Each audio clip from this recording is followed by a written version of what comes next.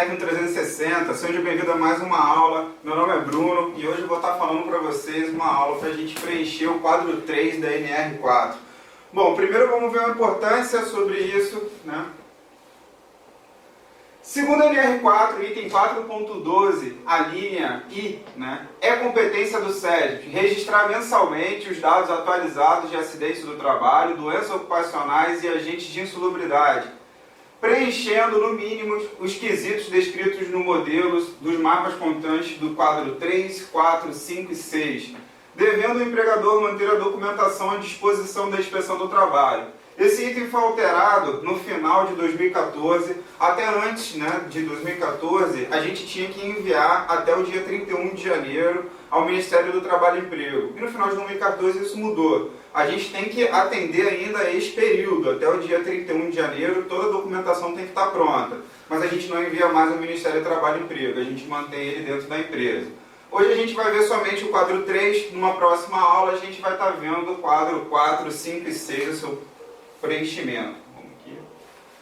Bom, lá na NR4, no anexo, né, 3, no quadro 3, digo, né, vai ter lá exatamente esse quadro aqui, que é o acidentes com vítima. E nesse quadro existe várias colunas de preenchimento, e isso eu venho percebendo, né, que vem gerado muito dúvida entre os alunos sobre como deve ser feito o preenchimento desse item. Bom, para facilitar a vida de todo mundo, eu preparei, né, eu, o Léo, né, e também o Arthur, preparamos juntos um arquivo em PDF onde vinha todo o manual de preenchimento, né? Vai ter o manual de preenchimento do quadro 3 e na nossa próxima aula vai ter o manual de preenchimento também do quadro 4, 5 e 6, né? Também da respectiva NR4.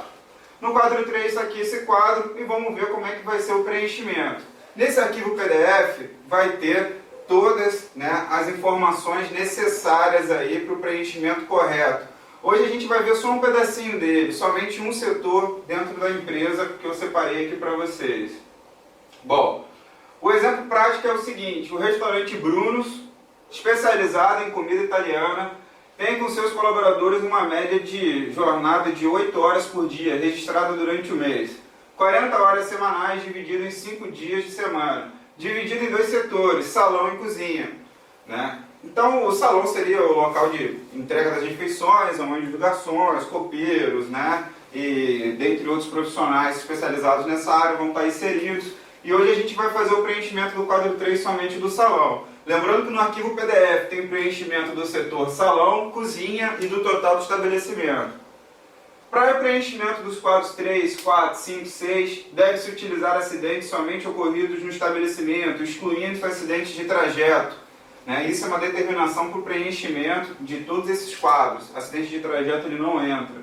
E para ter uma maior precisão nos dados, você deve fazer o cálculo das horas homens trabalhadas, conforme o seu controle de ponto.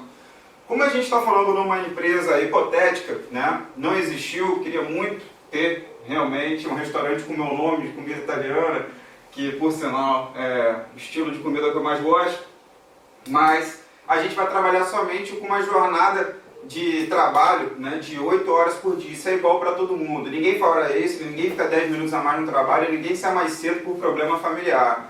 Tá bom? Então é assim que vai funcionar. Então segue aqui o exemplo do primeiro setor, que é o salão.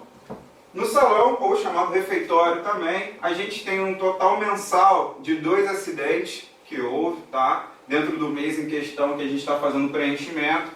Um acidente sem afastamento, um acidente com 15 dias perdidos, né? Afastamento igual a 15 dias, e um total de 9 empregados que trabalham, né, na empresa nesse setor do salão.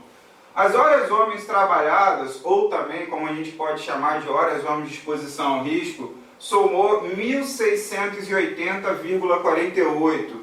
Eu botei um número um pouco difícil até de falar e de ver para a gente fazer um cálculo um pouco mais real. Porque quando a gente trabalha com as horas homens trabalhadas reais, vinculadas ao ponto, a gente vai ter números próximos a esses, pode surgir números diversos, com vírgulas, mas a gente trabalha somente até a segunda casa após a vírgula.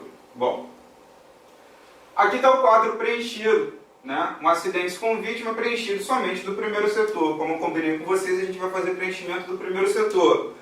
No segundo setor e total do estabelecimento, vocês vão ter acesso lá na descrição do vídeo, no link do documento em PDF, que vai estar o manual de preenchimento do quadro 3.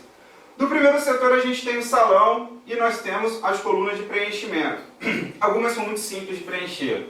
Como número absoluto. O que seria o número absoluto? O número absoluto é o número de acidentes com e sem afastamento que aconteceu dentro do ambiente de trabalho, naquele setor. No salão, como eu botei no slide anterior, foram 2 acidentes. Um sem afastamento e um com afastamento igual a 15 dias. Então, número absoluto são 2. Foram 2 acidentes. Número absoluto com afastamento menor do que 15 dias, eu coloquei 1. Na NR4, né, no seu quadro, ele não vem botando o número absoluto com afastamento menor ou igual, né? Mas, como a gente sabe na nossa legislação, os 15 primeiros dias, eles não alteram, né, em questão de determinação e responsabilidade, tanto da empresa quanto do INSS. Então, por preenchimento desse quadro, né, que for igual ou menor a 15 dias, a gente vai tratar como da mesma forma. Nesse caso, como a gente teve um acidente com afastamento igual a 15 dias, número absoluto com afastamento menor do que 15 dias é igual a 1. Número absoluto com afastamento maior do que 15 dias não tivemos nenhum. Número absoluto sem afastamento, a gente teve um caso, né?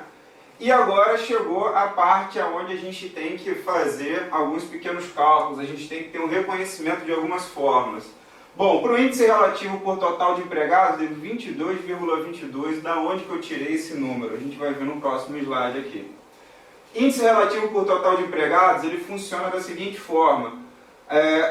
IE/TE, né, o índice relativo por total de empregados, é igual ao número absoluto de acidentes, vezes 100, que é a constante da fórmula, dividido pelo número de colaboradores do setor.